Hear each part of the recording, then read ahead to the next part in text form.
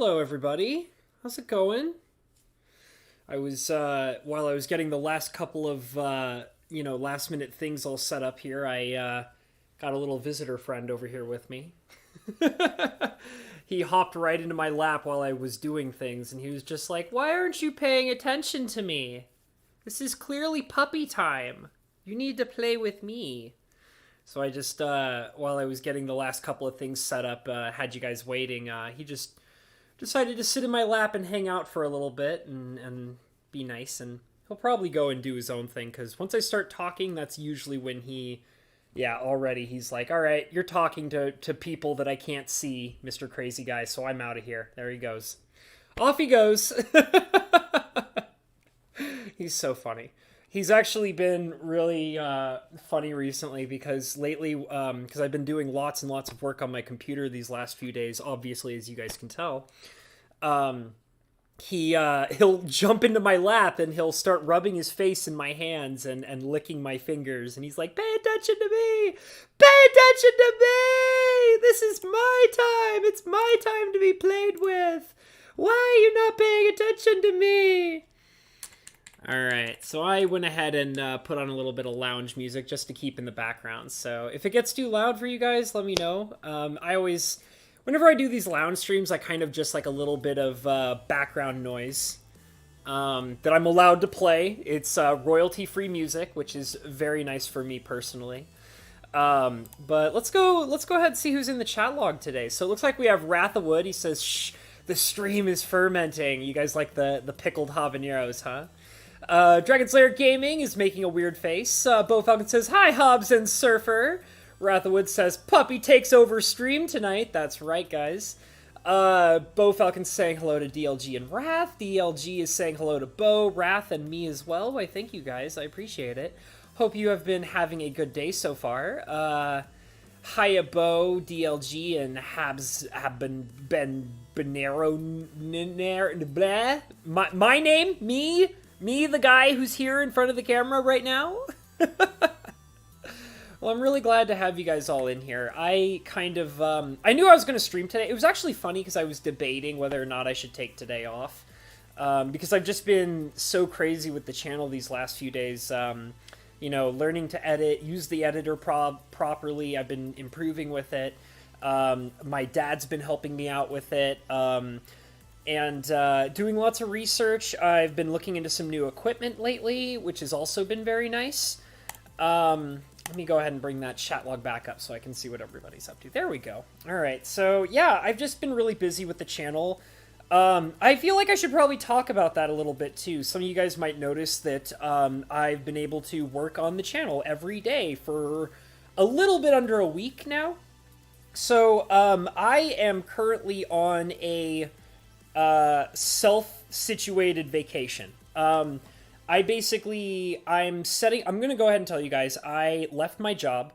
And the main reason why I left my job, because I'm sure that people were kind of wondering about that, including maybe even the people that I worked for, because I didn't necessarily explain everything to them. I just kind of put in my 2 weeks notice. They knew that I was really stressed out and having some trouble.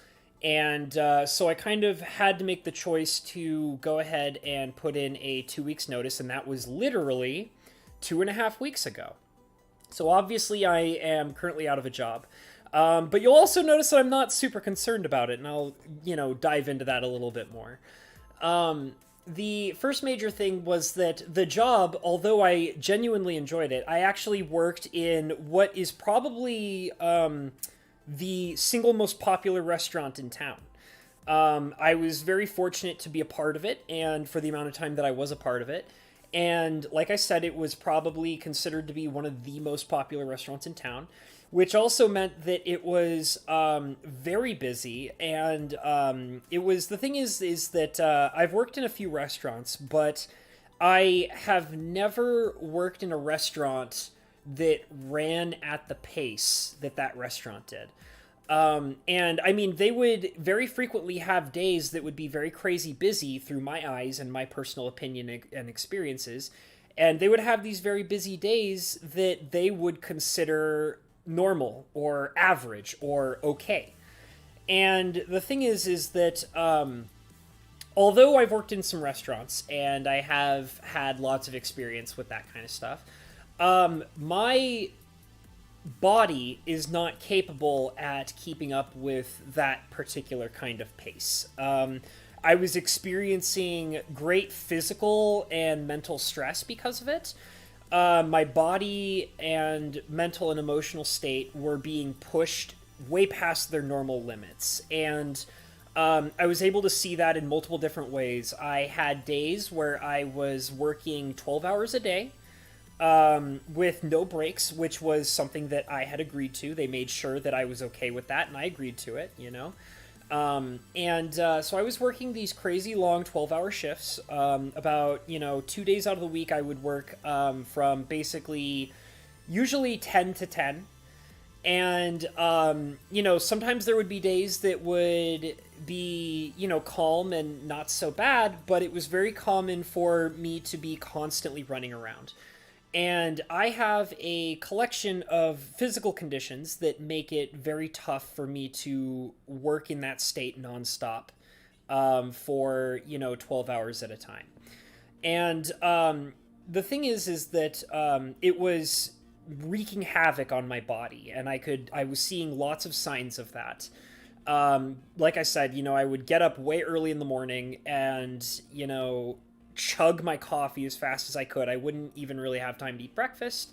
And then I would go to work, and then I would come home at like between, 11 to sometimes midnight. And then I would crash, and then usually the next day I would wake up and get to work by 10 in the morning and do it all over again. And yeah, it was only 2 days of the week that I was doing that. I did have a third day that was usually not so rough, but that was very tough on me. My body could not handle it. And when I finally, I was very stressed out, and I was in a rough place a few weeks ago. And that was also during the time when it was the roughest and hardest for me, was during the time that the Magic Historian was dealing with his very major traumatic issue that he's been going through. So, that was kind of one of the major reasons why I was overly stressed at the convenient time of his traumatic experience, which is why I kind of had to reaffirm to people that because, the Magic Historian is a very, very close friend of mine, and I was genuinely affected by his situation, I was also having to deal with a lot of major issues in my own life that was adding on to that. And a lot of that was work-oriented, as well as some other personal things. And it was kind of at that time that I had hit my tipping point, and I basically had realized that I need to make a major change here. I can't survive in this workplace much longer. I'm going to go ahead and read what Wrath of Wood said. He said, "I feel like I've been living that Groundhog Day life." As in, you feel like you're living the same day over again and over again?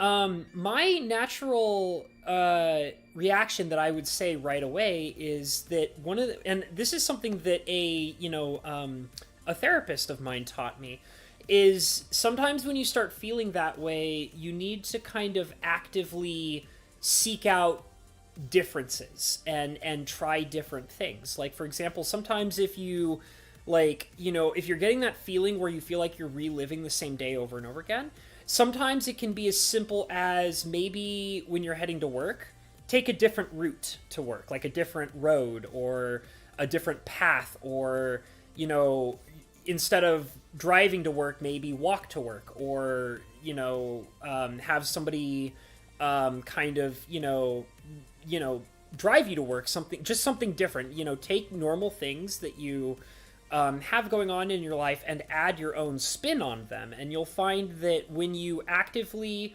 are creating changes in your life, that even though, yes, you're still doing the same things that you are, that are necessary. For example, you need to go to work every day. But sometimes if you, still follow that routine, but you kind of make minor differences of the process of what you're doing, you'll find that you are actively seeking and creating differences and opportunities in your own lifestyle. And you'll find that slowly seeking out those changes in your life by creating them on your own will invite more changes into your life as well. So there you go, Rathwood. Dragon Slayer Gaming says cross-country bro hug. Why, thank you, Dragon Slayer Gaming. I appreciate it. Bo Falcon says, good for you to take care of yourself over making money. You are amazing, and I know you can find something that suits you better. Thank you, Bo Falcon. I really appreciate that. I really am happy that I have so many people who are willing to listen to me and hear me out and kind of chat with me and encourage me on this very interesting life path that I have chosen. Good to see you, Fajuk Enterprises. Thank you for coming in and hanging out. I appreciate you, buddy. So anyways, kind of back to what I was talking about. One of the major things that I noticed where my body and mental state were telling me that, you know, the position I was in was a problem was I got, you know, literally about 3 weeks ago, which is, you know, right before I put in my 2 weeks notice, I got very, very sick. I had to call in sick to work. I was sick on a day off, and then it continued into one of my work days, and I had to call that day off of work. And then after that day of work, I had another day off, which I was still sick for. And I actually ended up finding out that I was not contagious. I didn't really have like a fever or a cold or anything like that. I had what was basically a stress-induced sickness. I had worked myself so hard and I was so incredibly stressed out that my body inflicted a sickness on me. And that's something that happens to me sometimes, where if I overwork myself, my body will inflict illness on me. And I literally was bound to the couch all day of those 3 days. The third day was less bad. I was able to kind of still get off of the couch and go and do a couple of things, but I was still pretty much couch ridden for those 3 days. And when I came back to work after that sickness, I realized that that was my body officially telling me that this is not going to work. I need to do something better for my mental health and my physical health and my emotional health. So I went ahead and put in a 2 weeks notice, and I worked my last 2 weeks. And the thing is, too, that I do have to say is that, and this was something I was trying to say before I got too deep into it as well. The place that I worked at was a fantastic place. Like I said, it was one of the most popular restaurants in town. And the people that I worked with were some of the kindest, caring people that I ever worked for. They all cared about me. They were all very kind to me. And they were wonderful people to interact with and get to know. And I enjoyed the company of every single one of them. I enjoyed working alongside of one of them. However, they were all physically more capable to work in that environment than I was. They were all mentally and physically built and competent enough for living a life in a crazy, go restaurant lifestyle. And that was something that I found was very tough on me, because even though I was capable of keeping up with them, and every single one of them constantly reminded me on a regular basis, they're like, you can do this. You have, yes, you have stumbled. Yes, there have been some close encounters where you almost failed. But the point is that the food went out on time. The people that received the food were happy with what they got. And even though you've been struggling, you have still yet to fail in this workplace. And I was constantly reminded of that by both the fellow coworkers I had, as well as my two bosses.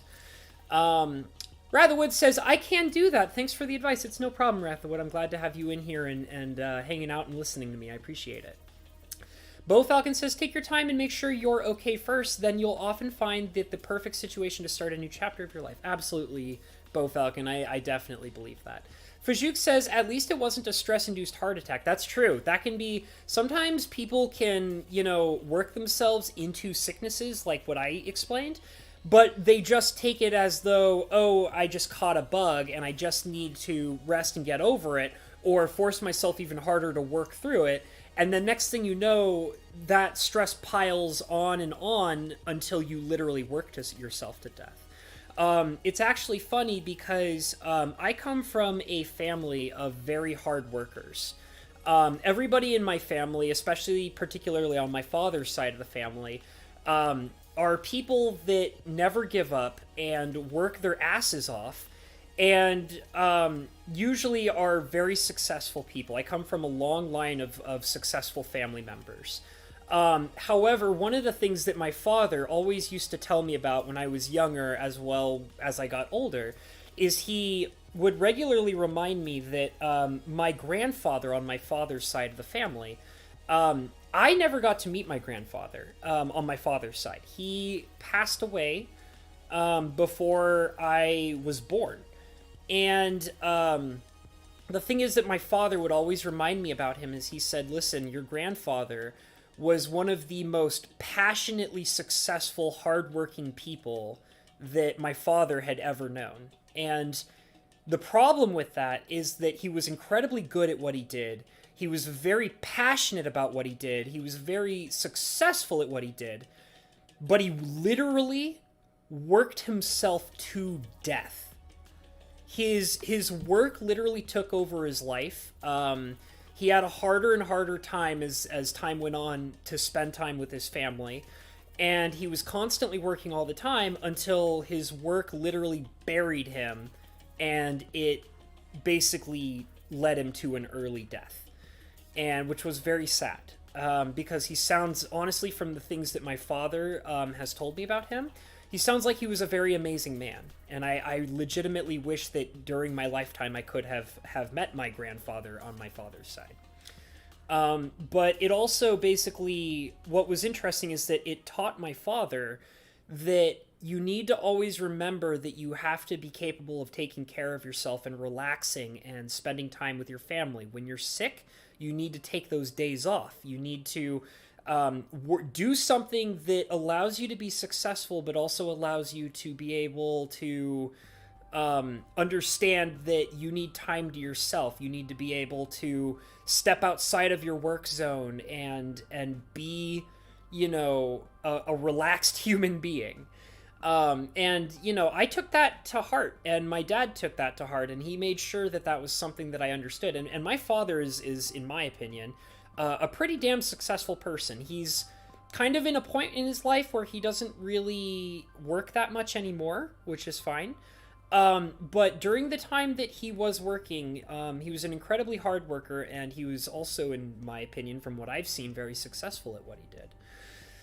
Ratherwood says, yikes, I hope you're more comfortable now. I definitely am. And the thing is that, the people that I worked with were all very wonderful people, and the environment I worked in was wonderful. But I could not, stay there without, harming myself physically and mentally. So I had to leave, and they understood. They were very chill. And they liked me, and they actually encouraged, they were like, well, don't be a stranger, come in and have some food here every once in a while and spend time with us and things like that. And I've even made some connections with some people at that previous workplace that I still keep in touch with them now.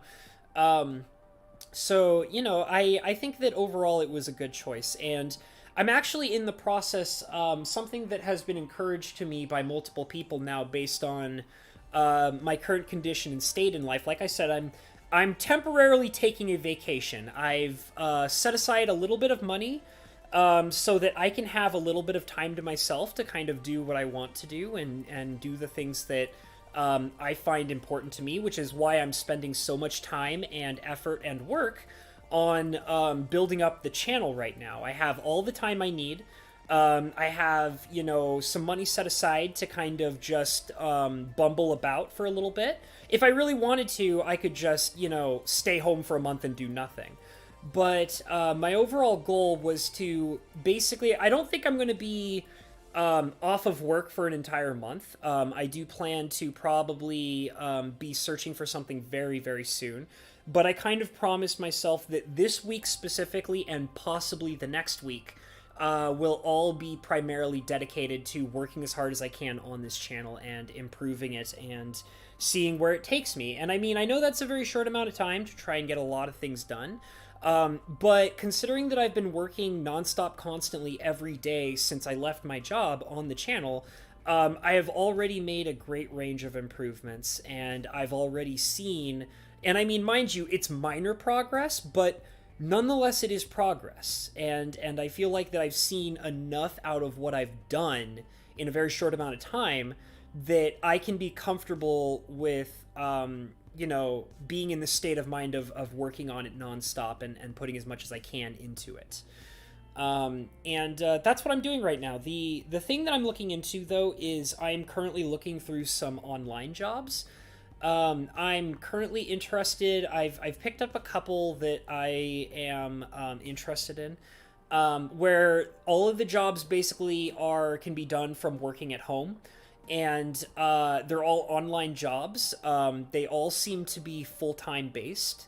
And if I could land a job that would just force me to stay home and do all the work from home, I think that would probably work best for me, both physically, mentally, as well as it'll fall in line with all the work that I'm putting into in the channel at the moment. Dragon Slayer Gaming says, I can completely understand having a job degrading your mental state and causing physical problems. I had one that ended up making me cry at least once a day, even when not working, and another had so much stress that I was feeling like I was having a heart attack at some point during the day. That's really rough, Dragon Slayer. Like I said, I actually believe that there is no job that... you'll start noticing when your physical and mental state tell you that you need to leave the job. And it's sad because there are a lot of people that force themselves into these beliefs that basically tell themselves, like, you need to work this job, you need to make this money, you need to stay here. And I really don't agree with that. When your mental state is telling you that, like, you're not allowed to leave, but your physical condition and your emotional condition are telling you that you are in a state of danger because you're forcing yourself to do something that is clearly unhealthy for you, you have to be comfortable within yourself to listen to that side of your physical being. You need to always remember that, yes, we are logical creatures and we have our capabilities to think our way out of problems and things like that. However, your emotional and physical state are extremely important. And, you need to be able to find yourself in that comfortable place where all three of your states of being can agree with one another and relax and do a job that works for you, but simultaneously something that is not pushing one side or another to its, comfort limit, And I disagree that, it's like, oh, I absolutely need this. It's like, no, if you really, like, if you trust in yourself and you give yourself into giving up on what's putting you into a dangerous condition, and you open yourself up to the possibility that there are many different jobs out there, and you have many different kinds of talents and skills and experiences of working conditions, that you can always find something that's going to work better for you. You will. And but part of that is believing that that's true.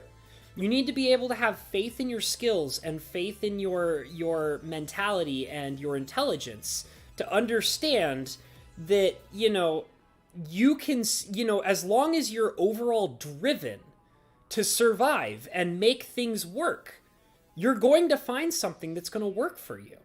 So don't ever feel like that you're being backed into a corner because you need the money. Because if you found one job that, like the job that's stressing you out, if you found that job that can make you enough money, you can definitely find another job that's similar but less mentally, physically, emotionally destructive, that still pays around the same range, I mean, I've learned through, multiple job experiences and multiple things like that, that in, diverse different kinds of jobs, working in restaurants, working in manufacturing facilities, working in, retirement facilities, working in all sorts of different kinds of places, that I have a lot of different skills and that are genuinely sought after by employers. And because I have faith in those skills and I know, like, where I stand in my own abilities, I'm never uncomfortable with leaving a job because I always am aware that there's another job out there with an employer who will seek my skills and my talents and my ability to do what I do. So, you should always feel comfortable in yourself overall to be able to find a job that is going to work for your personal lifestyle, you know? So I really hope that all that worked out for you, Dragon Slayer. I hope that things are better off and you're not in kind of a scary place at the moment. I'm drinking a lot of coffee today. This is actually my second batch of coffee I've made today. It's very good. Helver Gamers, good to see you, my good friend. Helver Gamers says, but it was a different time. Okay. Bo Falcon says, sorry, DLG to hear. Hope you're doing okay now. I agree. I really hope that things are working out much better for you, Dragon Slayer. Helver Gamers says, if that's what made him happy, ellipsis. I hope you're going to finish that sentence. Fun fact about the usage of an ellipsis, guys. An ellipsis is a trailing off of a sentence for a dramatic pause with the purpose of opening up into the ending of a sentence. So whenever you see somebody who uses an ellipsis at the end of a sentence and doesn't continue it on into the ending of a sentence, you're using it incorrectly. The proper usage is usually you open up a sentence, you use an ellipsis, which creates a dramatic pause, and then you finish the sentence at the end in order to create, like I said, a dramatic pause between two different statements, or two statements that don't have direct correlation to one another, but also are one complete thought process. I'm very weird about grammar and syntax. Dragon Slayer Gaming says to Bo Falcon, I was able to get an old job back that I was at for almost 20 years before that stretch. I had to switch because of needing the health insurance. Well, there's lots of jobs with different kinds of health insurance that can, work better for you, and you just never know. You never know. Fashuk says, I want to ask you in Cinder Shadow something, but I can wait because now it feels like it's a bad time.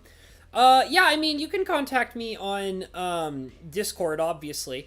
I just want to let you know, Fashuk, that sometimes I don't respond to your commentary on Discord because I'm never totally sure if you're actually talking to me or not, if that makes sense. Because I remember the last time you sent me a non sequitur. If you know what a non sequitur is, it's where basically you say a sentence that has absolutely no meaning or context to any particular subject or conversation. And you sometimes send me non sequitur sentences, and what's happened to me in the past is when I comment back to you, you usually either don't clarify what you're talking about, or you tell me that you were actually talking to somebody else, and somehow your non sequitur sentence was sent to me. So if you're wondering why I haven't been responding to a lot of your comments on Discord, it's because you send me a lot of non sequiturs, buddy, and I don't know how to respond or interact with you. And I'm sorry if I'm not trying to hurt your feelings or anything, but when I have a conversation with somebody, I like to understand the context of the conversation and what we're conversing about. And you send me a lot of non sequiturs, buddy, and I don't know how to interact with that. So, but if you have like something that you genuinely want to talk to me about, and you have the context and the understanding of what you're trying to say, go ahead and hit me up on Discord, and I will do my best to have a conversation with you, okay? Dragon Slayer's calling me the grammar police. Sometimes. I tried my hardest not to. I actually, when I was a young teenager, I used to be a very big, bad grammar police kind of guy, and I just kind of had to realize over time that people don't like that. People don't want to hang out with somebody who is a grammar policeman. There's actually a more rude name for that, but I'm not going to say it. Fajuk says, this is also used to say there is more info in the quote you are using. Okay. Ratherwood says, I have less work hours and I have a lot more time to work on projects, so life is a little better. That's what I believe in, too, is that I believe that, if you can find a schedule where you're not constantly working and you have more time to work on your talents and your hobbies and the things that you're truly passionate about, that is like a lifestyle to kind of chase after. And that's what I live by. I got into a very interesting conversation with somebody very recently where I was basically talking to them about how I'm kind of this free spirit that follows their dreams no matter what the cost. And sometimes I kind of get into some sketchy situations when I do that. But the thing is that even if I get into a sketchy situation, I usually am always capable of finding my way out of it. Things usually work into what the kind of lifestyle that I'm trying to live. Things like when you're doing what you're passionate about and you work really hard at it and you make the objective choice that this is the kind of lifestyle you want to live, you'll find yourself in a situation very frequently where things just kind of flow at your pace and things tend to work out in favor for you. And I mean, I can't guarantee that for everybody, but that's kind of something that I've noticed within myself as well with a lot of other people who follow what they are truly passionate about, or as I classically love to say all the time, which is people that follow their dreams. People that usually follow their dreams to the maximum capabilities that they're allowed to do so usually have things fall into place for them, and I'm a very heavy believer in that kind of stuff. Hey, Scorpigeist! Good to see you, my good friend. He says, just like this spicy comment. Fishuk Enterprises says, I want to interview you because you stream. Okay, I mean, that might be fun. I'm kind of down for that. Helver Gamer says, example, my grandfather worked his whole life, owned a construction company, but that was pre-internet. The job was his entertainment, his social life, and the daily challenge to create and build. That's very cool. I'm also very aware that, you know, even before the internet and, you know, the fact that people could chase a lot of their passions and dreams more freely and openly, people still managed to accomplish their dreams by just diving very passionately into what was right in front of them because they found themselves building the lifestyle that they wanted in the first place. Like, you know, they ran a company or a business, or, you know, they you know, climbed that corporate ladder or what have you. And usually it surprisingly would work out for them very frequently. Ratherwood says, I hate being so tired after work that I can't do anything and just comatose. Yeah, it can be kind of rough, which is why I try to not put myself into those kinds of positions.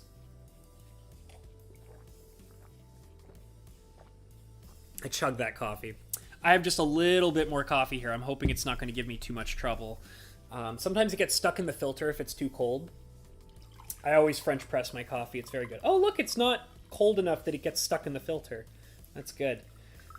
Sometimes when my coffee, if it sits too long in my French press, it'll get stuck on the filter, and then I have to, like, shake the French press until all the coffee comes out, and it drives me absolutely insane. So yeah, I kind of wanted to talk about that a little bit because I wanted to address the fact that it's obvious that I've been working harder on the channel, and, you know, I was worried that maybe some people would be like, oh, he suddenly has all this free time to do all this. Is he okay? Like, is everything fine with him? And yeah, it's all fine. I am out of a job, but I'm really not concerned about it. I'm not at all, because I just made sure that I was capable of being able to survive and make things work in the way that I needed them to. Sometimes I just like having my coffee black. The previous cup of coffee I had milk in it for color. But today I was kind of feeling on, like, it's funny because the first cup of coffee I had from this batch I made into a mocha. I put chocolate in it, and it was very delicious, but at that point I was like, this is a little too sweet for me right now. So I finished that coffee with the chocolate in it, and then I poured the previous coffee, which you guys just saw me finish, which had the milk in it, and I had that, and I was like, this is good, but you know what? I think I'm okay with my next cup of coffee being black. And so now I'm drinking my coffee black, which is very good. Fajuk says, you're explaining how my brain is miswired, made me smile. It is something I am truly working on, is being less random. That's okay, buddy. I just didn't want you to think that I was constantly ignoring you, because I do get your messages, but the problem is that when sometimes, because your messages come out sometimes as non sequiturs, and I don't know how to respond to that sometimes, because, you know, there's no context or the right amount of information I need to be able to respond to them. And I kind of just went with the idea of, I understand that sometimes it's just tough for you to kind of explain your whole thought process. That I've met people like you before. Like, you're not the first person I've ever met who has trouble with speaking exactly what they're trying to say. So I'm not trying to embarrass you or make you feel bad or anything like that. I just want you to also understand that, like, when I don't respond, it's often because I don't know if, like, I first of all don't sometimes know how to respond, and other times because of when you've told me before that you were accidentally talking to somebody else and that accidentally landed in my chat log. I've also learned that sometimes when you speak like that, you might not necessarily be talking to me and it's just an accident. So I just wanted to make sure that you understand that I'm not trying to ignore you or avoid you or whatever. You also say, I'm trying to pay more attention to whom I'm talking to and trying to get distracted in my mind and forget what I am doing. That's okay, dude. It's totally fine. I wouldn't worry too much about it. I just wanted to kind of explain to you my overall thought process on it. It's fine, Fashuk. I just didn't want you to, like, basically because of what I was saying earlier, I didn't want you to think that I was trying to embarrass you or call you out or anything like that, you know, because I would hate to actually make somebody feel embarrassed or, you know, put upon or anything like that, let alone you know, so it's all good. So I also wanted to kind of address a couple of other things that have been on my mind a lot. One of the things is I wanted to kind of talk about I wanted to talk a little bit about more about YouTube, because when me and Cinder Shadow did the Heat cast a while ago, we talked about a wide range of subjects involving with Twitch and YouTube and things like that. And what's happened is there have been some interesting changes that have occurred since our podcast together. And I really wanted to talk about them, but I'm also very aware that currently Cinder Shadow himself is not currently in a comfortable situation where he is capable of doing another podcast with me. Which is something that I've also thought about. I'm a little concerned whether or not I'll be able to do more podcasts because, I mean, I guess this is kind of technically a podcast in a little ways. The lounge casts are more just me talking with everybody and monologuing. But I really wanted to do I wanted to do a podcast where I had a partner to talk with, because as much as I love talking and monologuing, if you guys go back and rewatch the Heat cast, I can understand if you guys don't want to, like if you've already watched it or whatever. I'll understand if you guys don't want to rewatch it, but you'll notice that I listen a lot in the Heat cast. I actually, you know, will minorly talk about something very briefly, and then pose it as a question to Cinder Shadow, and then I'll just shut up, and I want to hear what he has to say. And that's very important for me. When I do a podcast, a quote-unquote podcast, part of the enjoyment for me doing that is being able to talk with somebody else. And yes, I love the fact that they will keep their mouth shut and listen to me, but a major part of that for me is I genuinely want somebody to communicate with that I personally can listen to. That's a big deal for me, because sometimes, like, for example, with the Heat cast, I had a variety of opinions about certain things, but I really wanted Cinder Shadow's opinion on it himself. I wanted him to explain something to me from his point of view, and then I can receive that and listen to it and understand it. And that's a big deal for creating a podcast, in my opinion, is that I want the ability to have a partner in my podcast who I can listen to and interact with. Major part is listening to. And because it's rough for Cinder right now, he doesn't really have the ability to be a regular person within a podcast alongside of me. And I understand that. He's got a lot of stuff going on in his life, and that's totally fine.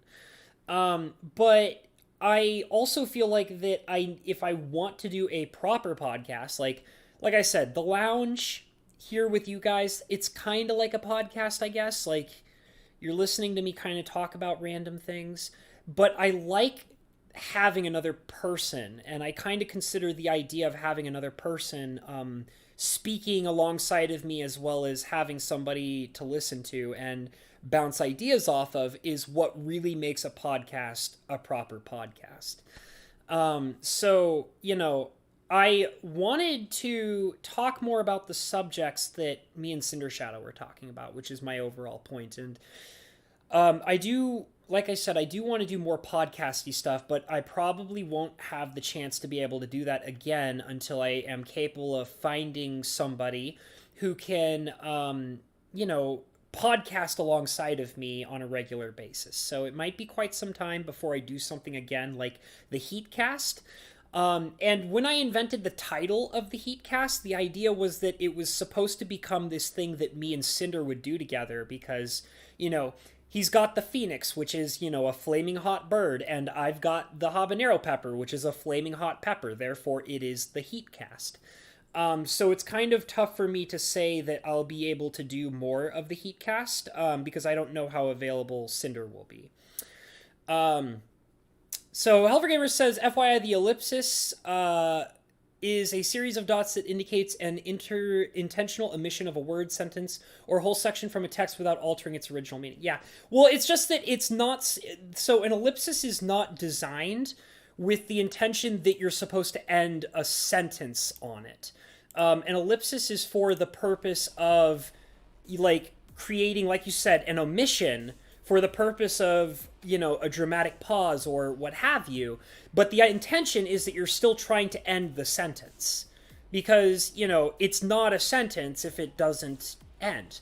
And that's, I have a series of different grammatical pet peeves, with, ellipsis being a minor one.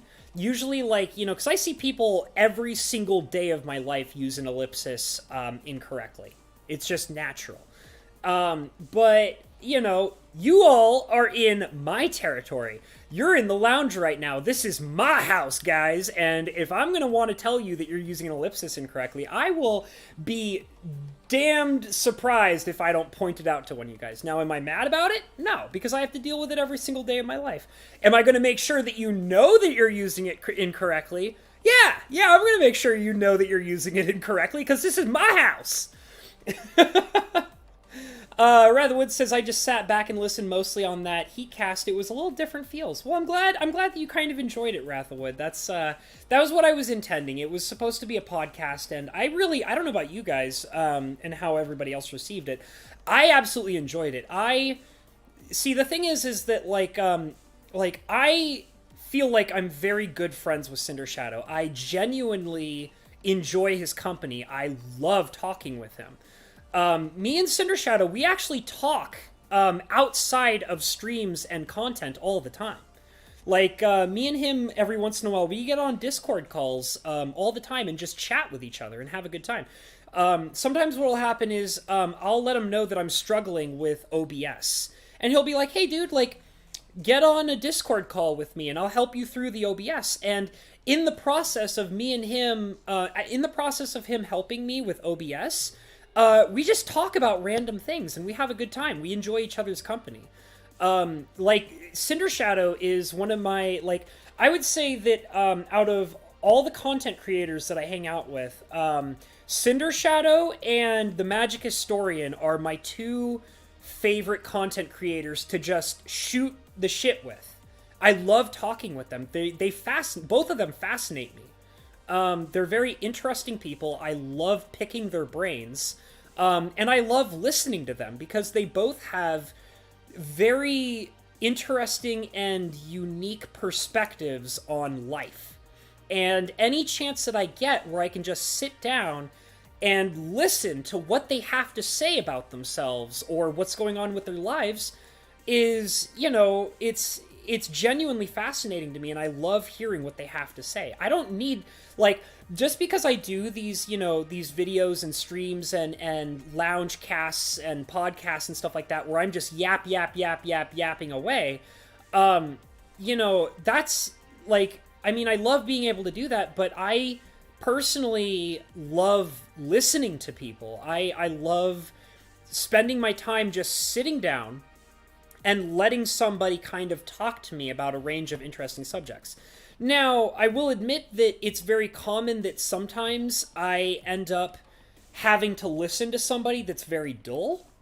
That usually happens in my everyday life. I've run into a wide variety of people that are actually very boring. And I just have to stand there and listen to them. And, you know, sometimes I get nothing out of it, but at the very least, when I'm doing that, at least I'm giving them a chance to kind of boost their ego a little bit and let them know that, yes, even though I'm not 100% caring about what you're talking about, I am in fact listening to what you're saying, and sometimes that's all that you need, you know? Sometimes you just need to know that you can speak at somebody and they're not constantly trying to interrupt you because they don't actually care, you know?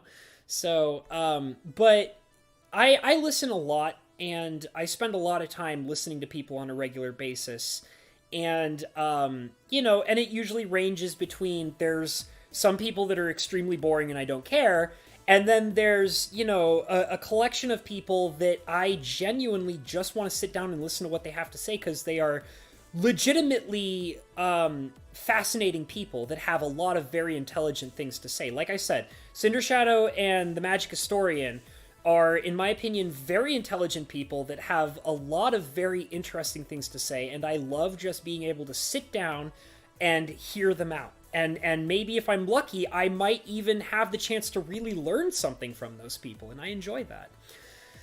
Let's see here. Helvergamer says, I often use an ellipsis in text to omit the filler of a thought to save the other party in the conversation unnecessary filler that I know they can fill in with the information provided. Usually when I use an ellipsis, I try my best to use it properly. I usually try to use it to represent a dramatic pause. Usually the best proper way to use an ellipsis is either in the middle of a sentence to transition from one thought to another for the purpose of having a dramatic pause. Another concept that I don't see a lot of people use, but they should, because I think it's much better than using it incorrectly at the end of a sentence, is putting an ellipsis at the very beginning of a sentence to imply that there was in fact a thought that was not spoken, but you're more than happy to end the silence with the proper conclusion of that thought process. So, like, you can put an ellipsis to represent a missing subject, and then finish that subject with the end of the sentence. And I feel like that people should use it more like that, honestly, because that's definitely like an untapped area of using an ellipsis correctly that I feel like is a lot more significant than using it incorrectly at the end of a sentence. Anyways, I see you, Mr. Rashad. I'm sorry I didn't say anything before, but I see you, buddy, and I'm glad to have you in here. Fajouk says, as someone who is starting a new podcast, a key thing is having a co-host you know well enough to trust them not to burn the thing to the ground. Yes, I could definitely see that. My goal is to, because there's a lot of things that, I've kind of like learned by observing other kinds of podcasts. And one of the things that I really want to do when it comes to trying to build a podcast is that I would really like to find a person to run a podcast with who already has their own established channel. Not to say that, you know, an established channel, in other words, that they're more popular or bigger than I am. When I say established channel, I mean I want somebody who runs their own channel. They could be as small as I am. They could be as bigger than I am. I don't care. But the idea is that, because if I ran a podcast on my channel where I suddenly brought somebody in who doesn't have their own channel, I would have to worry about, okay, well, like, how much of the credit is distributed? Is there going to be issues if we start making money? Are we going to have to, like, figure out how we split the money? Are we going to figure out how we split the credit? Is it, you know, like, blah, blah, blah, blah, blah. Like, who's getting the credit? Who's getting the money? Who's getting the, you know, the audience? Like, all this stuff. And I think that it's so much better if somebody, when you start a podcast, if the person that you're doing a podcast with is already established in their own channel with their own particular kind of audience. Because that way, it doesn't matter how big the podcast gets, because, you know, you will have your audience that chooses to come to either one channel or the other, or both. And a lot of the really successful podcasts that I've seen are usually built out of multiple channels that just kind of meet up and have a podcast together. And they have their own, individual, standing within their own individual communities. And they don't have to worry about, splitting up the fame or the money or, whatever. So that's kind of my focus. I don't really want to bring somebody on. Like, maybe, it could run into a situation where I'd have, a guest appearance, for one episode, where I have one person who comes in and hangs out for, one podcast. But, I would really like to have a podcast where it's me and at least another channel, maybe a couple of other channels, and we just kind of all have an agreed, meeting on a regular basis where we all just kind of sit down together and we talk about whatever's on our minds. And that's what I really want to do. Mr. Shed says, Hot Dudes Cast just didn't convey the right idea, huh? I thought Heat Cast was really clever. I thought that was a really clever idea for a podcast name. And I mean, I really do hope that Cinder Shadow will have more opportunities in the future to do it with me, because it's a lot of fun. I love hanging out with him. Scorp Guy says, sorry man, I can't, got a face for radio and a voice for silent movies. Aw, it's all good, Scorp Guys. I appreciate it though, thank you. Dragon Slayer Gaming says, dragons breathe fire, huh? Oh, sorry, please continue. Elver Gamer says, he is spicy and hell is hot podcast. That's too wordy. I think that's a clever slogan, but that's not a name for a podcast. Like I said, Heatcast was good. I felt like that, because I feel like, Hotcast is too obvious. Spicy Cast is too much on my side and not enough on Cinder's Shadow's side. Firecast sounds weird. I thought Heatcast was kind of catchy and clever. So that's kind of the one that that's what I stuck with, and I thought it was really clever and smart. And like I said, I really hope that we get to do it again. Redwood says, Cinder, Mike, and Hobbs, the Triforce of streamers. That would be really cool. I have already accepted the fact that as much as, I genuinely enjoy the company of the Magic Historian, and he has, in his own way, kind of said the same thing to me. But I also am very aware that the Magic Historian would not want to do a podcast with me or Cinder or either of us individually. And that's okay. Because I understand what kind of person he is, and I'm okay with that. And I wouldn't want to, bother him or beg him about doing something like that with me, because, I wouldn't want to intrude on how he does things and how he likes things to be in his own way. And in all honesty, I respect him more for it. I respect the fact that Mike Hatcher is very capable of understanding how he likes to run things and how he likes things to be for his channel and the way that he speaks to people and the way that he creates his content. And through that understanding and also appreciation, I know that it is not polite of me as his friend to beg and plead him to do something like a podcast with me. And that's okay. I'm okay with that. But the reason why I came to Cinder is because I know that Cinder Shadow is a person who is more comfortable with that kind of stuff. And he does like being listened to, as well as he likes, somebody like me to speak with him. So, being the kind of person that Cinder Shadow is, I'm a lot more comfortable with doing a podcast with him and things like that. Hey, Zoo, glad to have you in here. Thank you for coming in and hanging out with us, girl. Scorp Guy says, you, Mike, and Cinder all have a way of telling stories. Why, thank you, Scorp Guy. I appreciate that. And I'm sure Mike and Cinder also appreciate that. Mike especially, absolutely. He has his own very special, unique way of doing things, and I adore him for it. I genuinely do. I think that he has a hell of a way with words. He has a hell of a way with speaking to people, and he also has a way of respecting people as well as making sure that other people respect him. And I think that it makes him a very fascinating person, and I feel honestly lucky to be friends with him, legitimately. Helver Gamer says Mike is more than capable of holding the attention of a crowd with one voice. Exactly, that's another major part of it. Yeah, I mean, don't get me wrong. I genuinely would absolutely, if I had the chance to really do a podcast with him, that would be amazing. But I also am very aware that if I were to do something like that, I probably would not be speaking very much. Which is, which is like, at that point, I might as well just be somebody in the comments listening to him speak, and that's fine. I'm okay with that.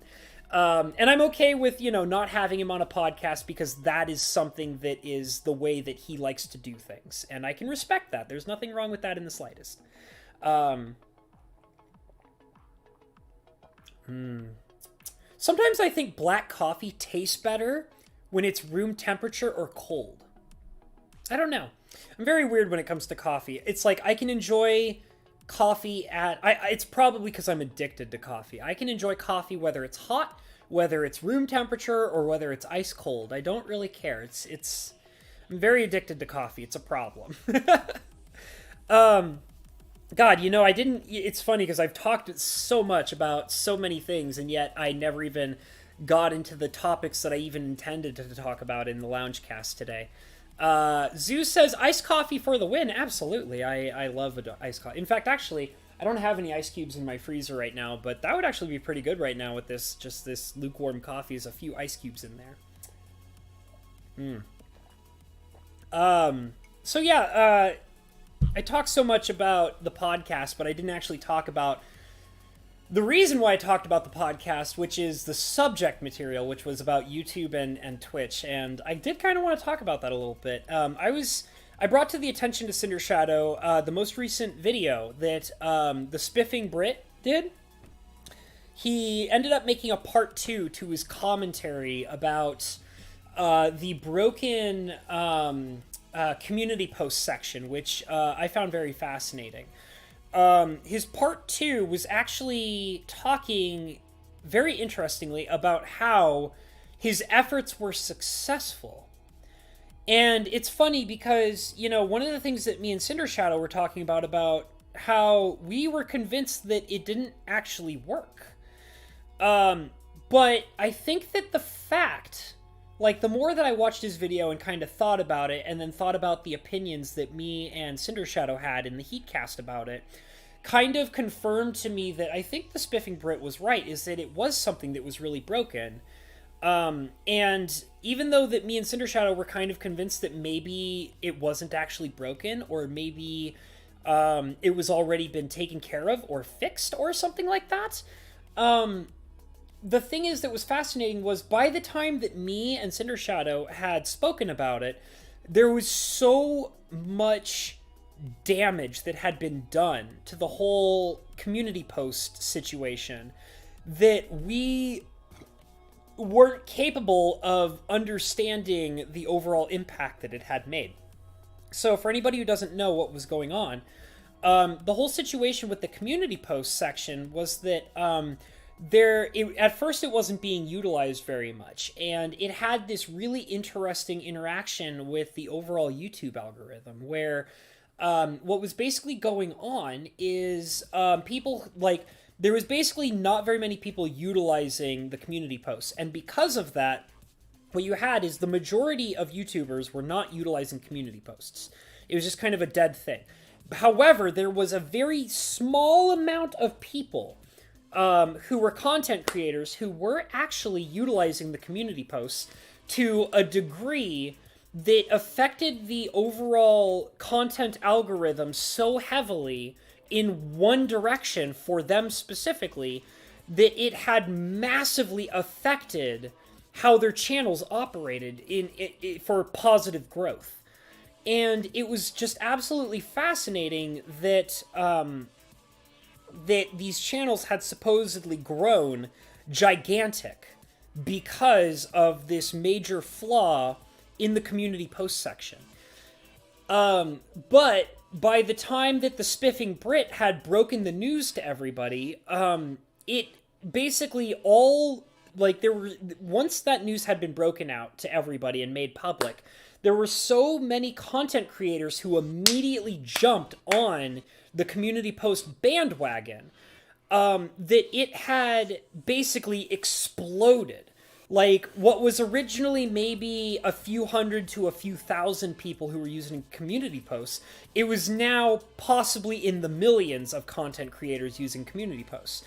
And what happened was, by the time that me and Cinder Shadow had been able to understand what was going on and find out what was going on with it, it had been so greatly manipulated and taken advantage of by so many content creators that instead of it being a few hundred to possibly a few thousand, it's now a million people, which means the algorithm, which was mainly targeting about 100 or possibly 1,000 people, was now spread out and diversified amongst possibly millions of creators.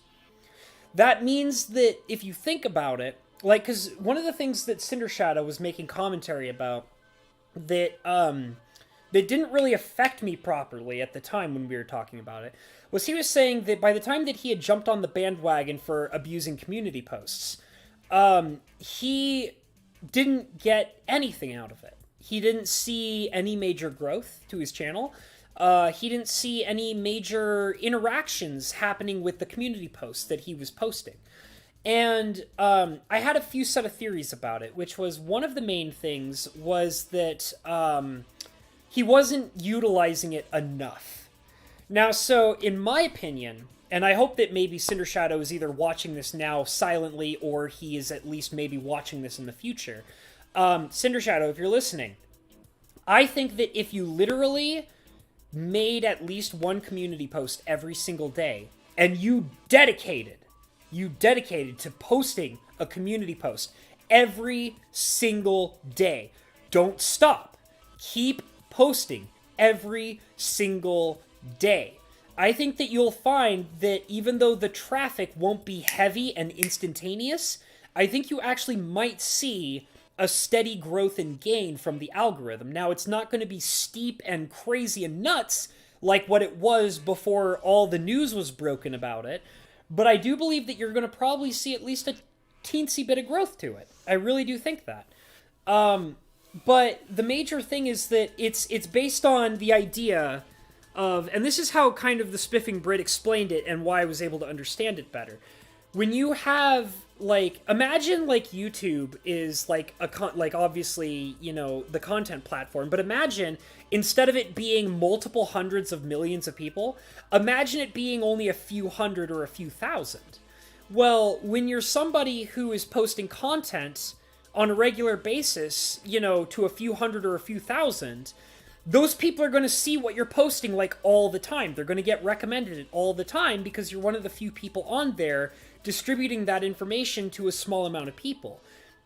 But, and that's kind of what I'm presenting the idea of the community post as, is that, you know, there were so little people utilizing it that before it was, the news was broken about it, there were so few people utilizing it that those very small numbers of people who were utilizing it were being seen constantly by everybody.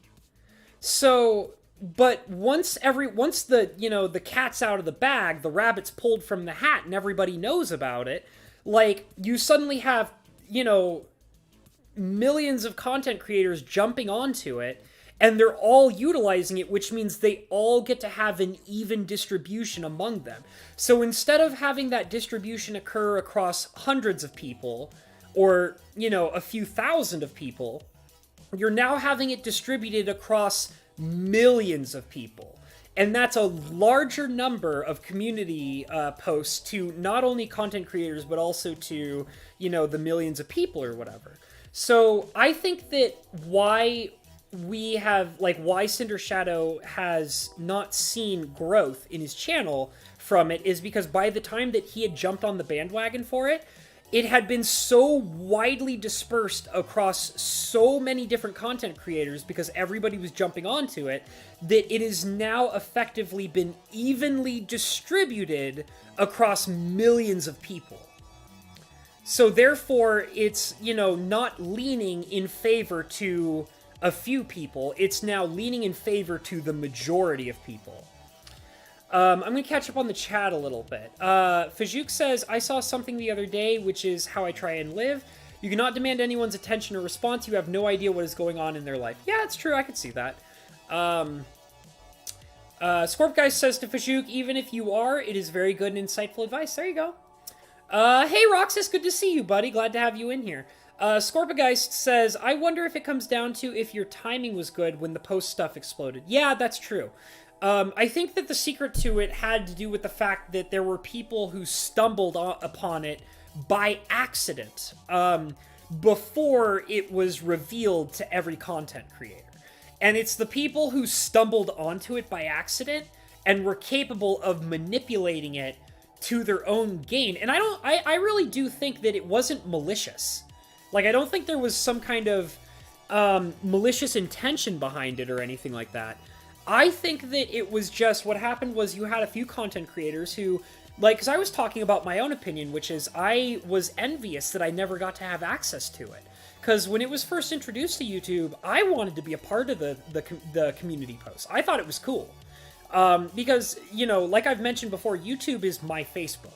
I don't really like Facebook. I also don't really like Instagram. Those are the other two.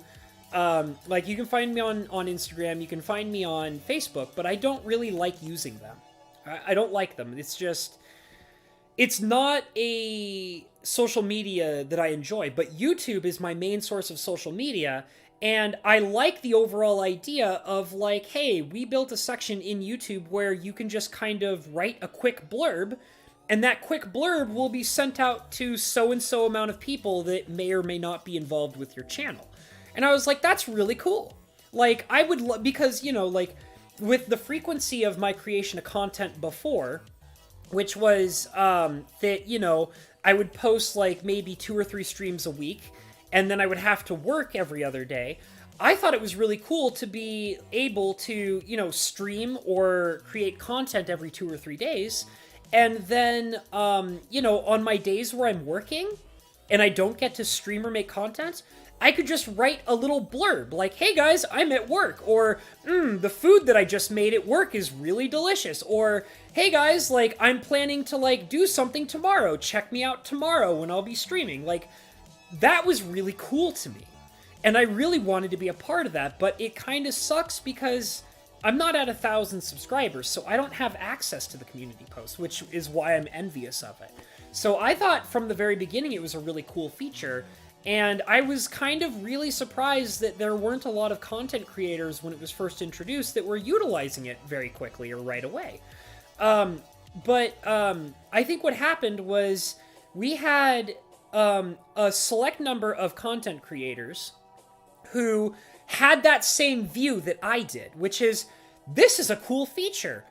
I'm going to utilize this. Like, maybe I can't make content every day, so maybe what I'll do is I'll just post a little blurb about what's going on, you know? It's really easy to write 2 or 3 sentences to contact all of my viewers, and, you know, that way they can still keep in touch with me even though I'm not making a video or a stream. And I think that the content creators that really jumped on that were, like, you know, because there weren't a lot of them, there were just a few of them. And then they started noticing, even though I'm not producing content every day, I'm putting out these posts, and people are interacting with my channel a lot because of that. I'm going to manipulate this. Like, I stumbled onto it by accident. Now I'm going to take advantage of it because why wouldn't you? They're not evil for doing that. They just got lucky and utilized a feature that was not popular and unintentionally had a lot of gains from it because of it. And that is fair game as far as I'm convinced. I don't think there was anything wrong with that. And I think that, like, because I have noticed a couple times that there were some people who were making commentary, oh, they manipulated this. Oh, they don't deserve all the subscribers or the viewers that they got. And it's like, no, it wouldn't surprise me in the least if it was totally, you know, a fluke that they discovered it. And they said, hey, I can manipulate this to make things work for me. I think I will. I say more power to those people, legitimately. And the thing is that was also really interesting is that even, like, YouTube, reached out to multiple content creators, including the Spiffing Brit, and said, no, yeah, we did this, and we know about it, and we're glad that you pointed it out and let people know about it, and shined a light on it, because now people are like, YouTube came to the Spiffing Brit and they were like, we're glad that you pointed this out to people, because it is now allowed a feature that we like to be properly utilized.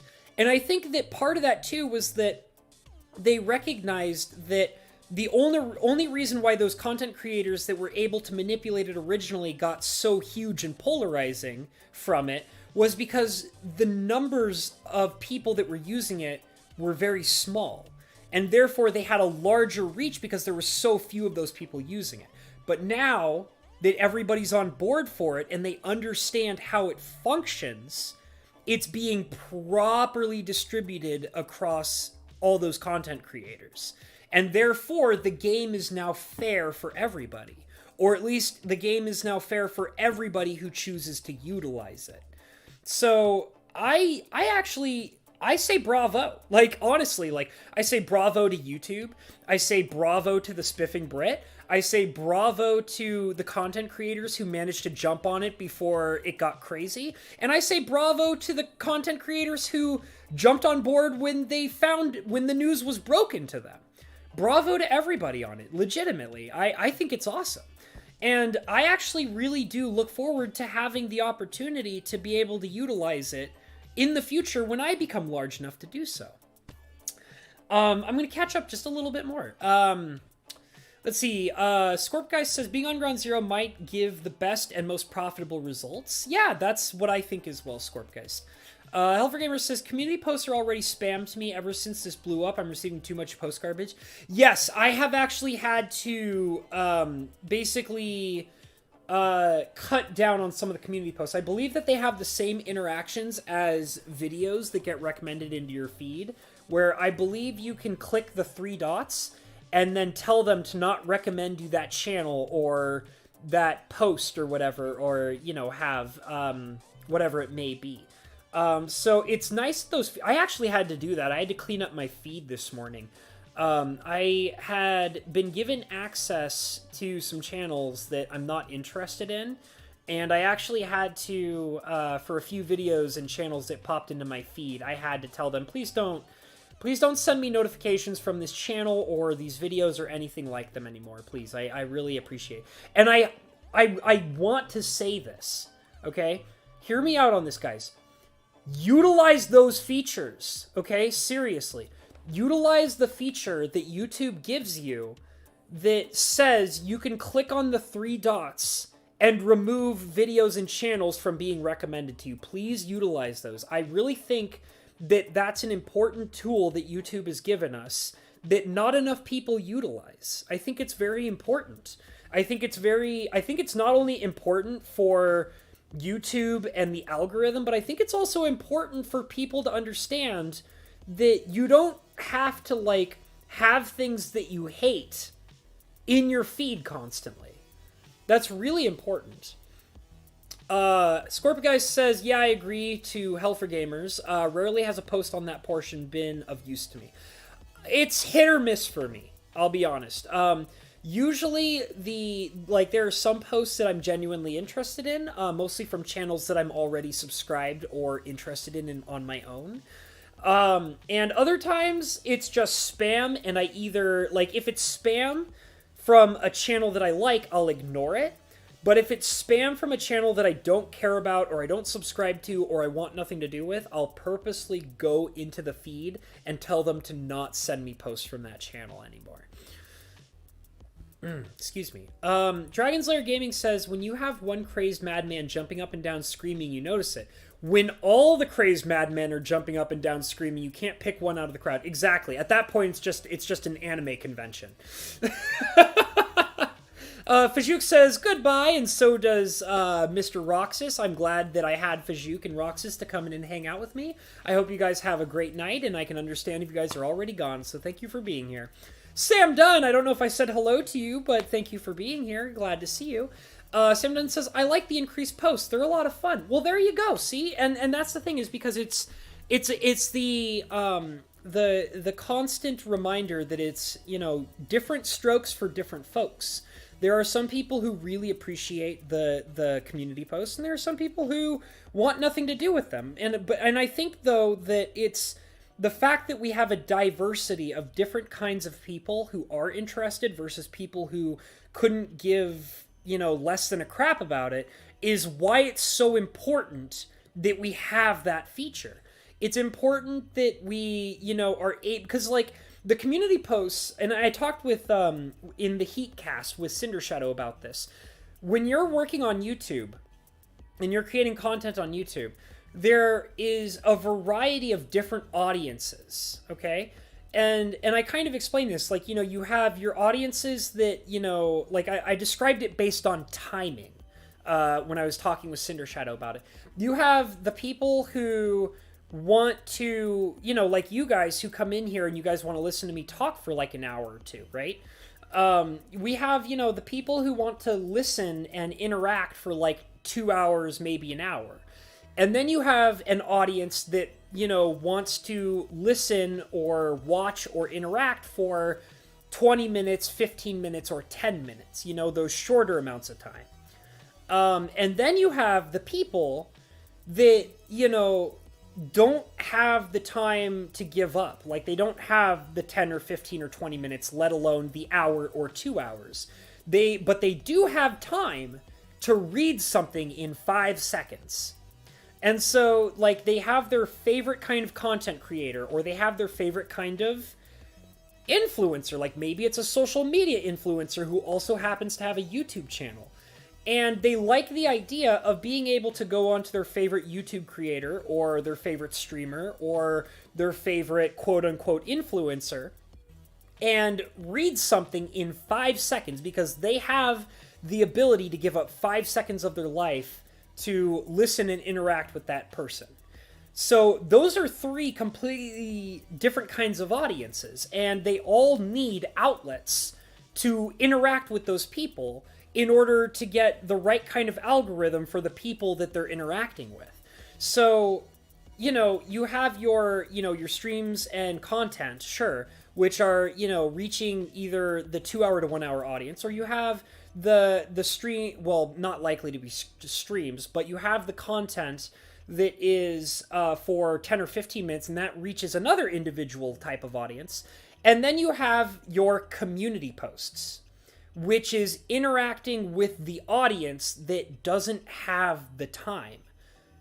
And that's really important. That is, in my opinion, I think that that's why it's such a great feature for YouTube, is because it's reaching an audience that is otherwise completely unable to be targeted by all the other kinds of content that would be natural to YouTube.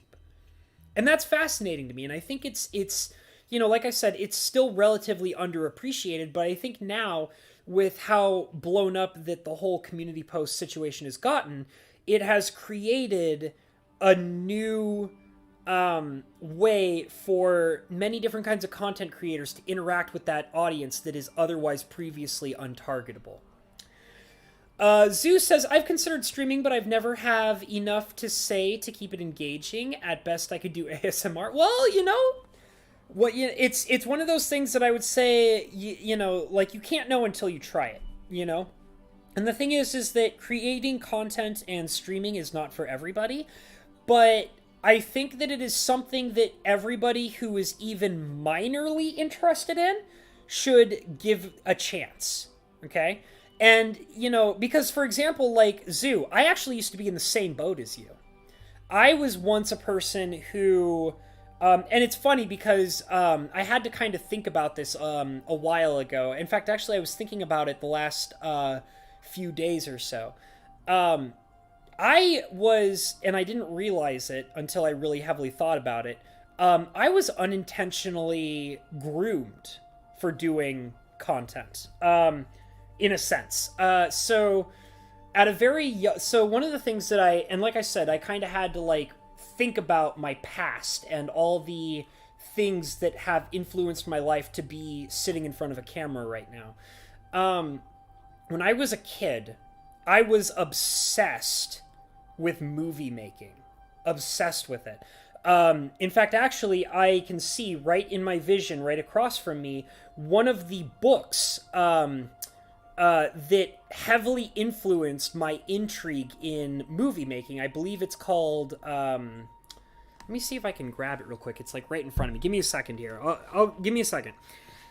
This is a book from my childhood, and my father actually bought it for me a long, long time ago. Let me pull this sucker out.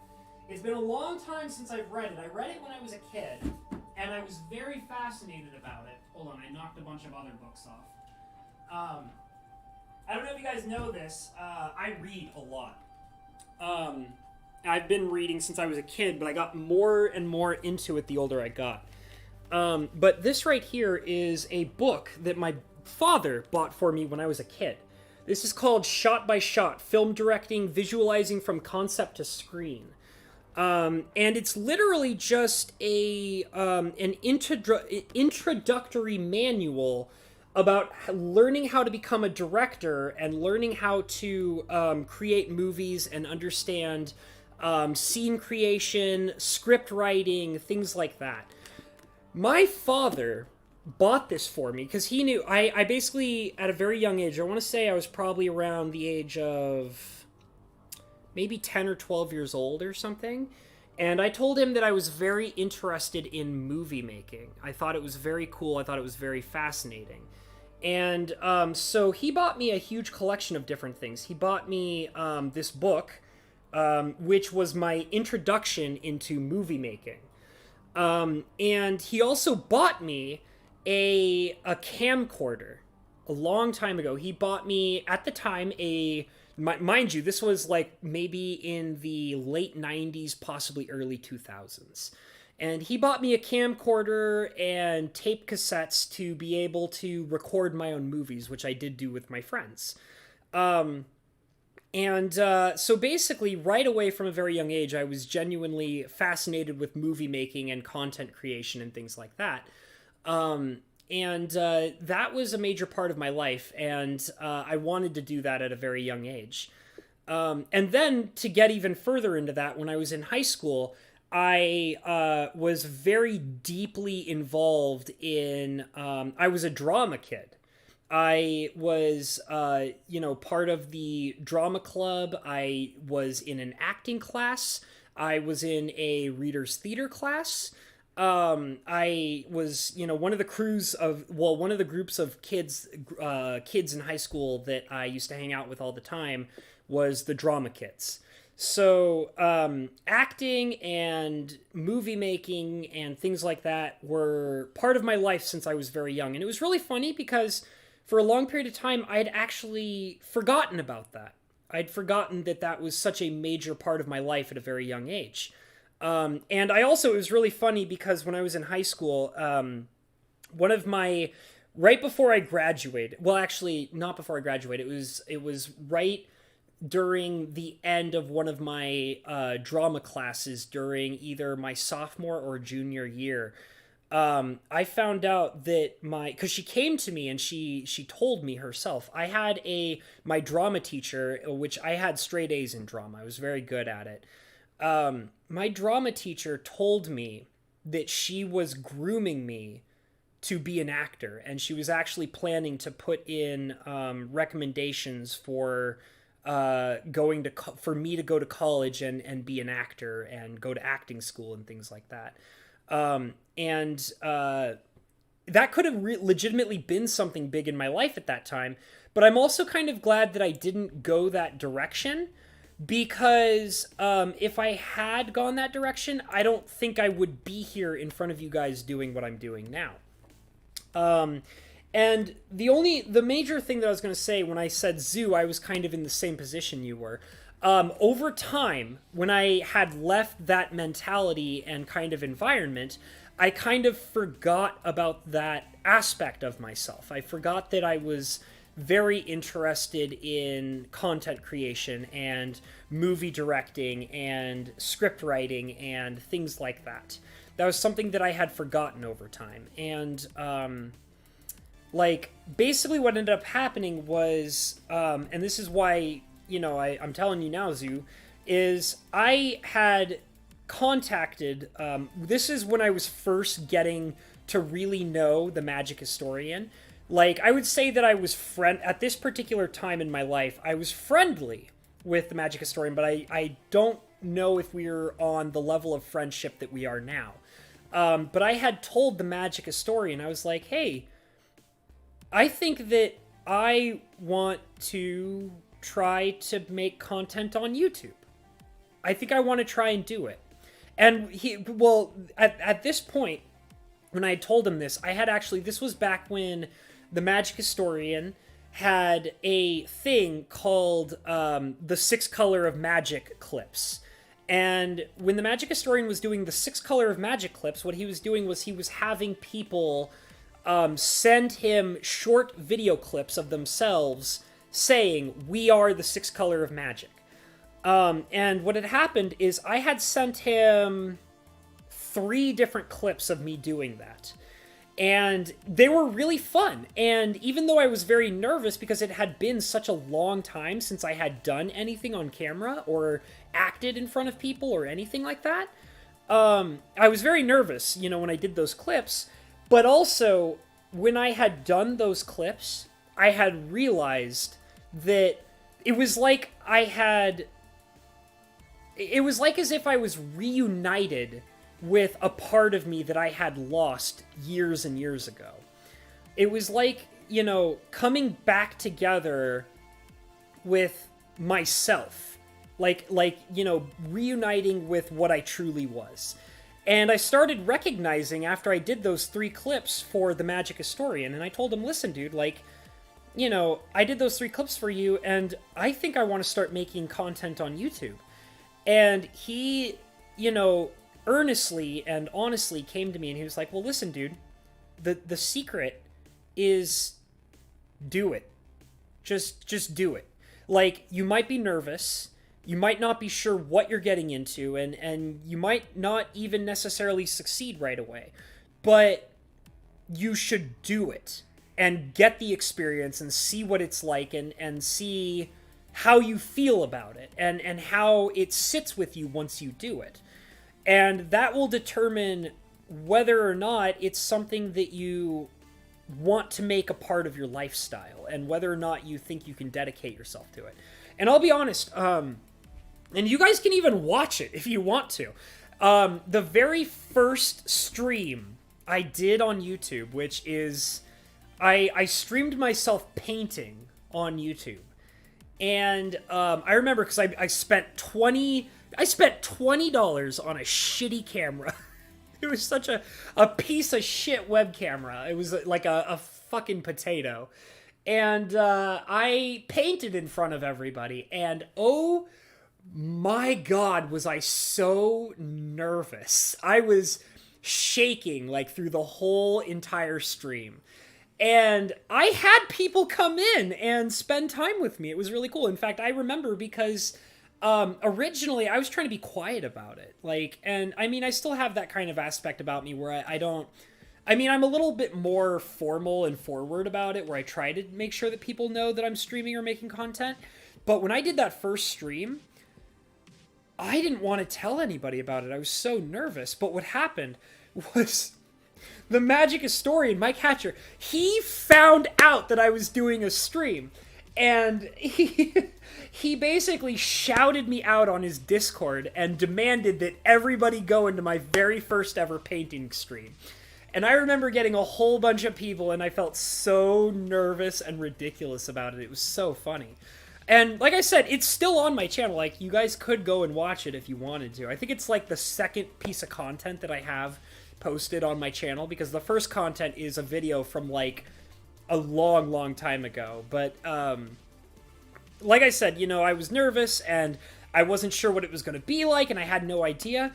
But when I had finished doing that stream, I felt amazing. I felt, like I said, it was as if I was reunited with what I was always wanting to do, or it was as if I had been searching to find out, what I wanted to do with my life for a long time. And that was a moment of clarity for me where I recognized, this is something that I really want to do. And like, you know, obviously I wasn't looking for instantaneous success. I wasn't looking for, you know, money to just, you know, fall out of the sky and land on me because I made one stream or one piece of content. But what it did do was it filled, you know, doing that very first stream ever so slightly filled in an empty spot inside of me. And it was like as if like I was spending so much time in my life trying to figure out what I wanted to do, and that one stream made me realize, like, this is something I that fulfills me, and it's something that I really want to do and I want to be a part of, and it just felt right, you know? So, and that's the thing that I think that people should look for if they want to get into YouTube or any kind of content creation of any sort. I think that, you know, if you are genuinely interested in trying it and understanding what the experience is going to be like, and you just want to know how it feels, then you owe it to yourself to try it at least once. And you owe it to yourself to see if it's something that was meant to be for you. Because you never know if, like, maybe you're going to do it, you know, you do your stream, and, like, maybe it's not, like I said, like, you may not get instantaneous success and money dropped on you or whatever. But what could happen is you can feel that fulfillment inside of you. And that's the most important part of it, is feeling that moment where you're like, you know, this is what I've been looking for. This is like that feeling that I've been searching for all this time. That, you know, like the idea of like, you know, like when you're like, you have that time in your life and you're like, God, I don't know what I'm going to do with my life, you know? And a lot of the things that I've already tried don't feel right, or they don't, you know, like I can do them, but it doesn't feel like that it's what I'm actually passionate about. It's not something that I want to do for the rest of my life or whatever. But if you can, you know, do a stream or make content or videos or whatever it is you're doing on YouTube, and you get that moment of fulfillment, that's what it's all about. That's what it's legitimately all about. And I feel like that people get lost in the idea of instant success or instant fame or instant gratification or instant money. And it's like, if you're a real, true, passionate content creator, I feel like that, you know, and I feel like that not very many content creators actually talk about this, but I wouldn't be surprised if it's true for most of them. What they're getting out of creating content is that sense of fulfillment, that sense of, this is where I belong, this is what I'm supposed to be doing. And that's what I get out of it. That's legitimately like why I'm here. Yeah, I mean, I'm not huge, but the thing is that even though I'm not this gigantic channel or whatever, like, what I am getting is that fulfillment. And I'm also getting the feeling, like, another part of it too is knowing that I'm creating something on a regular basis that is entertaining 137 people. You know, like, you have 137 people who are consuming your content, and that is a creation that didn't exist before in the world, and you're putting it into existence. And people are taking that creation and enjoying it in their own way. And that itself, right there, just like that, is really fulfilling. You know, it's genuinely a fulfilling thing. And that's what it's all about for me. You know, like, that's, I get the feeling of spiritual and emotional fulfillment, and I also get the feeling of, I've created something that 137 people are enjoying. You know, and that's a big deal. Like, you know, because I've even heard of, like, people saying, like, you know, like, oh, you only have 1,000 people, like, you only have 1,000 subscribers, that's small fish. And it's like, that's 1,000 people enjoying what you're doing. How often do you get to say that? I want you to imagine, like, a room, and you put 1,000 people in that room, and you're standing in front of them doing something, and those 1,000 people are enjoying what you're doing.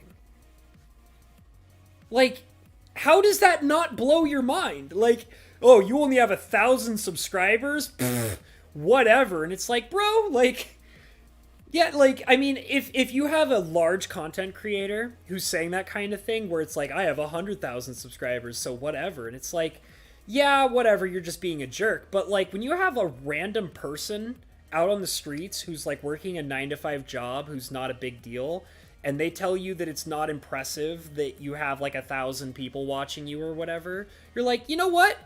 When was the last time that you did something that 1,000 people enjoyed, huh? Go ahead and tell me that. Come on, man. Give me a frickin' break. I need to catch up on the channel. But anyways, my point, Zoo, is that genuinely, if you want to make something on YouTube, you owe it to yourself to try it. Because if you don't do it, you're never, like, if you don't give yourself the opportunity to have that experience, then you're going to live a life where you're always going to be wondering, like, what if I did try it, but I didn't, like, you owe it to yourself to at least try it once. Let's see. Ratherwood mentioned to Zoo that she should stream Minecraft. That's not a bad idea. Zoo says, I probably would love doing that. Well, there you go. There's your first bit of content. Maybe try it out. Another thing, too, to keep in mind, Zoo, is that some people get really intimidated about the idea of having their face on camera. Like, you don't need to have your face on camera. Just set up a microphone and set up, like, your desktop viewer, or I should say, a game capture, and then just kind of talk over while you're showing off your Minecraft stuff. And you don't need to have your face on camera if it's embarrassing for you. It's not a big deal. There's plenty of great channels that I personally watch that never show their faces on camera ever. Ratherwood says, Hobbs, did you make childhood home movies? Oh boy, did I. I actually have a, way in my closet somewhere, I have a box full of little cassette tapes of where I used to make home movies and things like that, and some of them were pretty funny. I haven't watched them in years, though. I don't think I have the camera that can still run them anymore. Actually, maybe I do. I don't know. Let's see. Zeus says, especially grinding, LMAO. Are you talking about grinding in Minecraft? I could get that. Ratherwood says, back in the day, I wanted to be a cartoonist, but never really went to school for it and just kind of forgot about that passion. I really dislike it when people say that they need to go to school to, like, do something that they're passionate about. If you're genuinely passionate about something, just force yourself to do it. Like, go online and watch tutorials and dedicate yourself to learning what those tutorials are trying to teach you, and practice. Like work hard, learn the techniques you need, and practice like your life depends on it. And if you're genuinely passionate about it, you will make the effort to make it work. Like, there's a reason why I tell everybody to follow their dreams on my channel.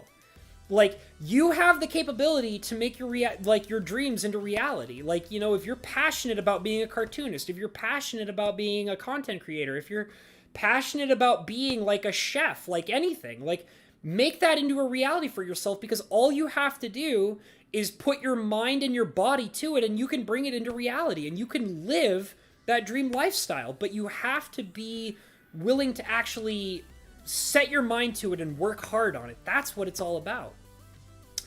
Ratherwood says, now I'm doing game developer stuff for like a year, and I'm getting that animation dream fulfilled. Oh, well, I'm sorry I didn't read that part. I apologize, Ratherwood.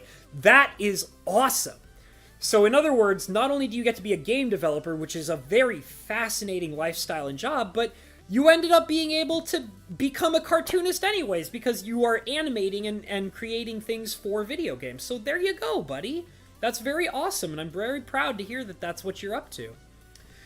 Scorba Guy says, I admire people who can figure out what they want to do. I have always struggled with the tangle of what I really want to do, what I feel I should do, and what would be nice, but not what I want.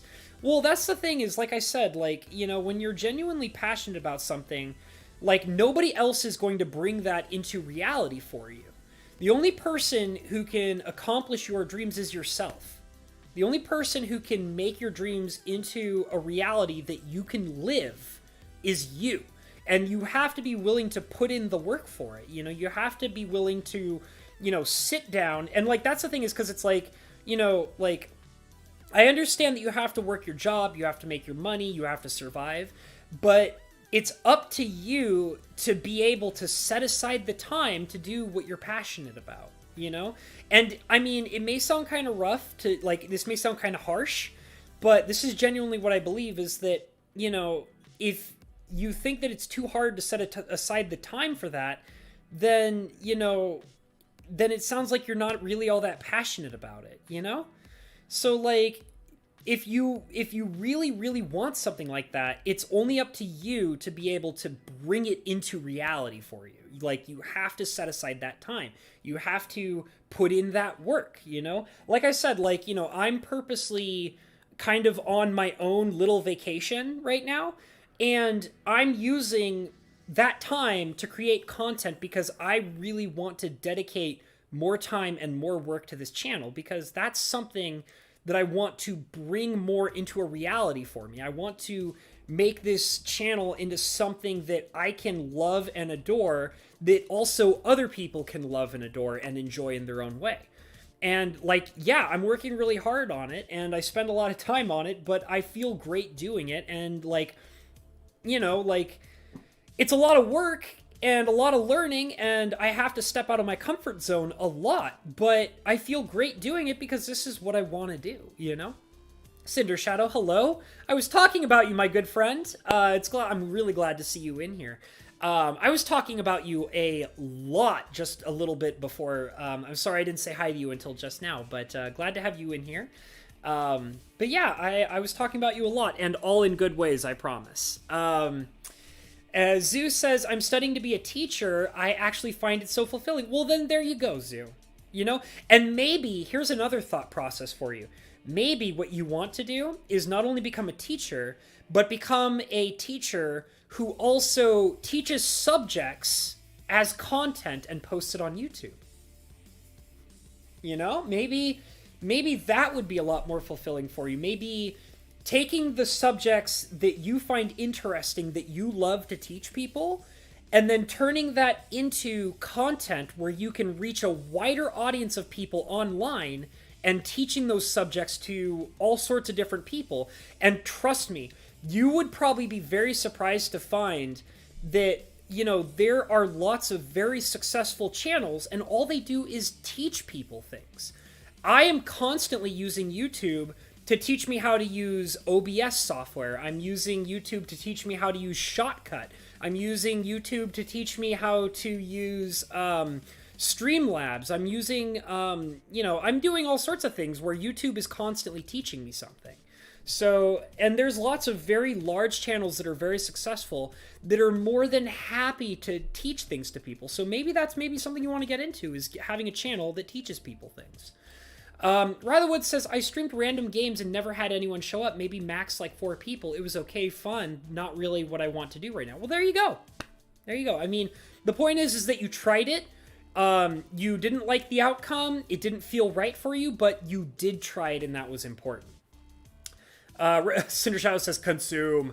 Rytherwood says, Hobbs, you can thank Monkeybone for drawing me to your channel and vids, so I subbed then started joining the streams. Well, I appreciate having you, Rytherwood.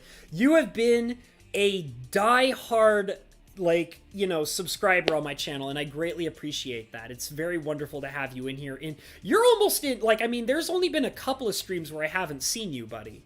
But I genuinely enjoy having you. You're very interactive, you're very fun to talk with, and I'm glad you're a part of my channel. Thank you, Rathawood.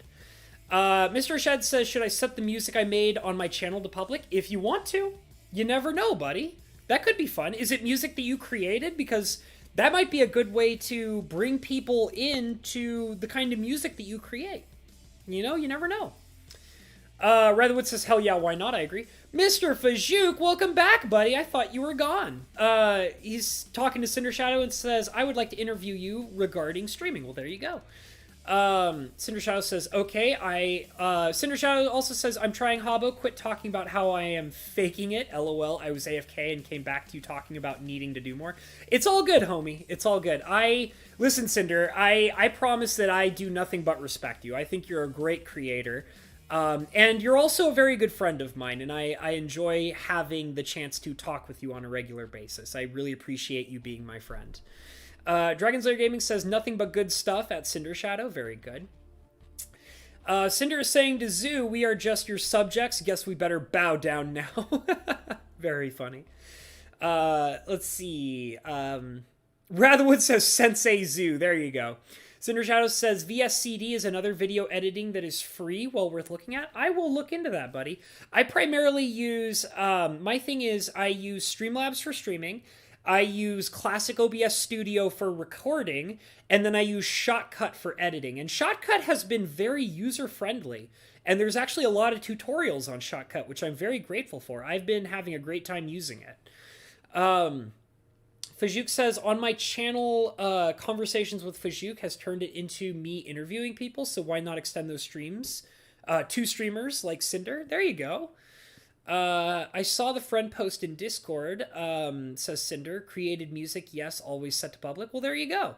Yeah, definitely. Mr. Shed, you owe it to yourself to make, like, if you post music on YouTube or whatever, you owe it to yourself to make that public, because you never know. Like that's the thing that's so amazing about the internet, is because of the internet, we have the ability to, find an audience for just about everything and anything.